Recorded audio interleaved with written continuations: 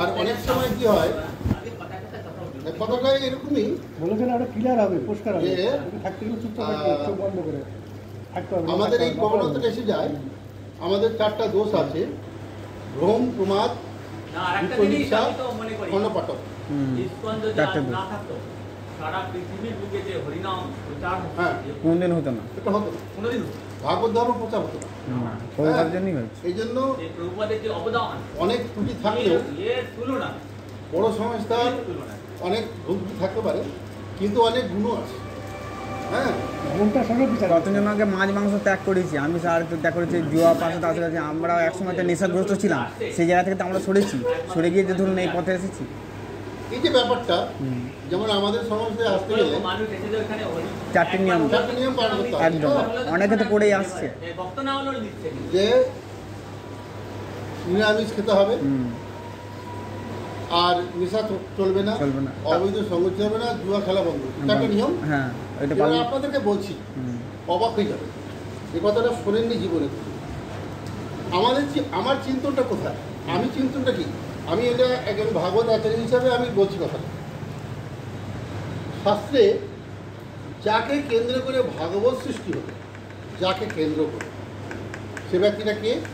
তিনি হচ্ছেন মহারাজ পরীক্ষিত। মহারাজ পরীক্ষিতকে কেন্দ্র করে ভাগবত সারা পৃথিবীর লোকেরা জানতে পারল। ভাগবত অনেক আগে হয়েছিল, কিন্তু মহারাজ পরীক্ষিতের মাধ্যম দিয়ে ভাগবত কথা জগতে প্রচারিত। আর যে মহারাজ পরীক্ষিত, যাকে তার নাম হলো পরীক্ষিত, এই পরীক্ষিত নামটার একটা অবশ্য বিবরণ আছে। তার নাম পরীক্ষিত কেন হলো বলছেন,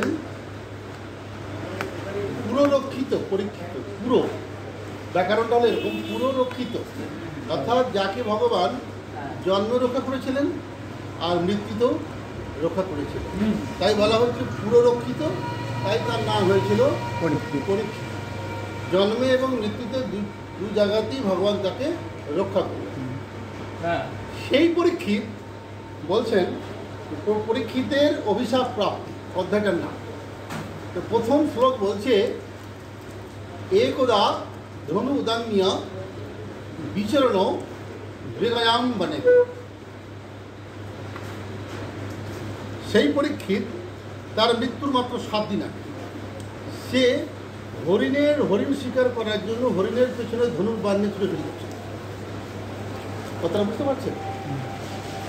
তার মৃত্যুর মাত্র 7 দিন আগে যে অত্যন্ত ধর্মপরায়ণ, তাকে নরশ্রেষ্ঠ বলা হয়েছে, তত্ত্বদর্শী বলা হয়েছে, নানা কিছু বলা হয়েছে। এই কথাগুলোর মধ্যে কোনোটাতেই অসত্য নয়, তার সবটাই সত্য। আর এই কাহিনীটা এমন অপূর্ব, জগতের লোক এই কথাটা কেউ কখনো চিন্তন করেন না, বেশি করে চিন্তন করলে বুঝতে পারে এই কথাটা কেন এলো। এই যে মাছ মাংস খাওয়ার ব্যাপার নিয়ে উঠে এলো কথাটা, যে সেই মহারাজ পরীক্ষিত বলছেন, একদা ধনু উদান্য বিচরণ মৃগয়াম বনে।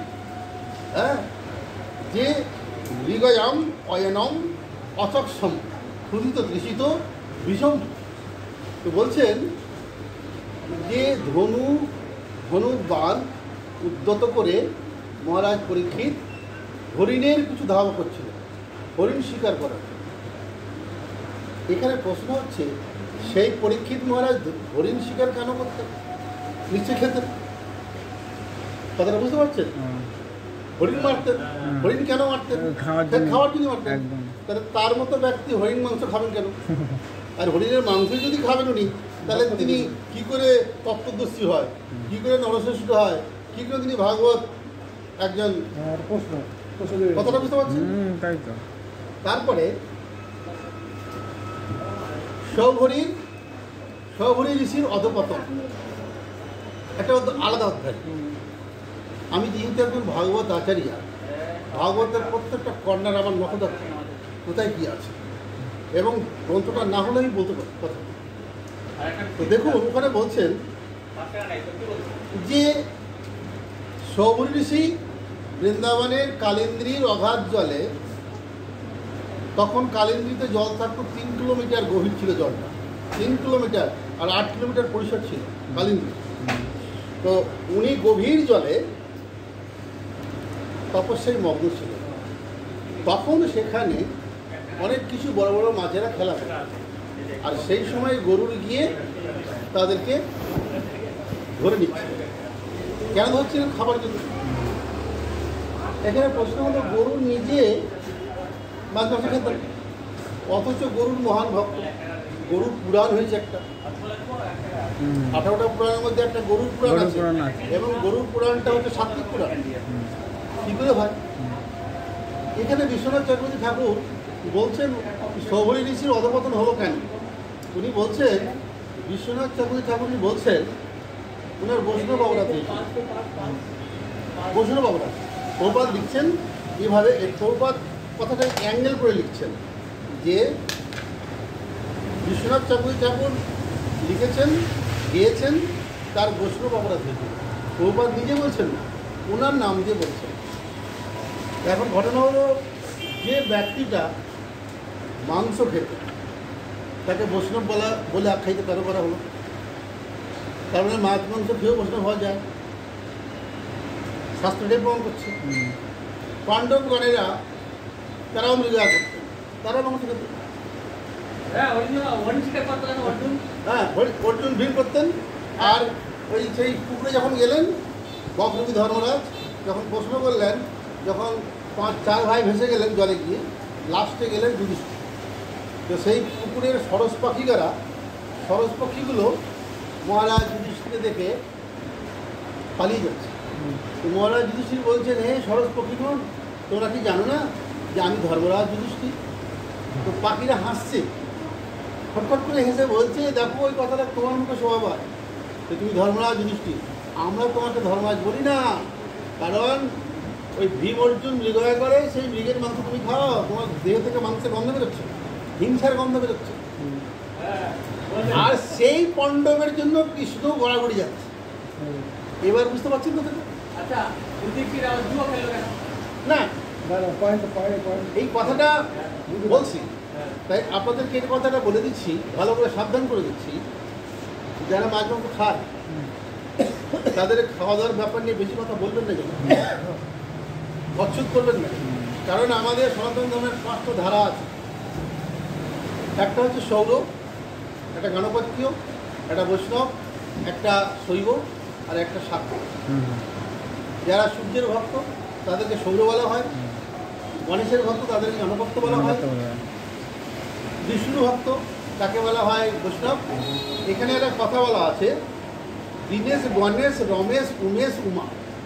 শাস্ত্রী ভাই সুন্দরকে বলেছে, দীনেশ মানে হচ্ছে সূর্য, আর গণেশ মানে গণেশ, আর রমেশ হচ্ছেন বিষ্ণু, রমাপতি, তাই রমেশ।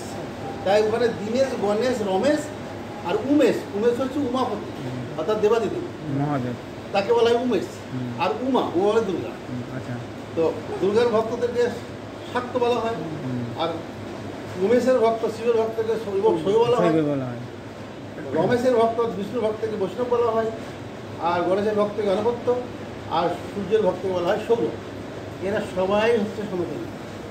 শাস্ত্রে বলা হয়েছে এরা যেন কখনো নিজেদের মধ্যে কলহ না করে। বুঝতে পারছেন? তাই আপনাদেরকে সাবধান করে দিচ্ছি একটা কথা, যারা মাছ মাংস খাচ্ছে না, শুদ্ধভাবে জীবনযাপন করছেন, নিশ্চিত রূপে তারা শুদ্ধ, কোনো প্রশ্ন ওঠে না। যারা মাছ মাংস খায় তাদের থেকে কত উপরে যারা মাছ মাংস খায়, যারা তারা চিন্তনও করতে পারে না।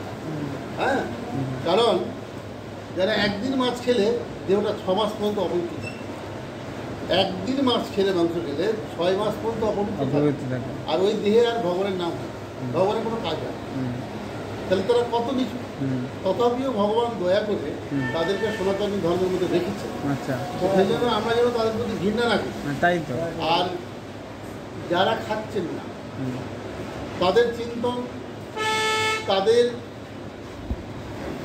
স্বীকৃতি কতটা উপরে তারা অবস্থান করছেন, সেটা অমূল্য। সেই জন্য আপনাদেরকে সাবধান করে দিচ্ছি, যারা মাছ মাংস খায় তাদেরকে নিয়ে আমরা কথা বলে ফেলি।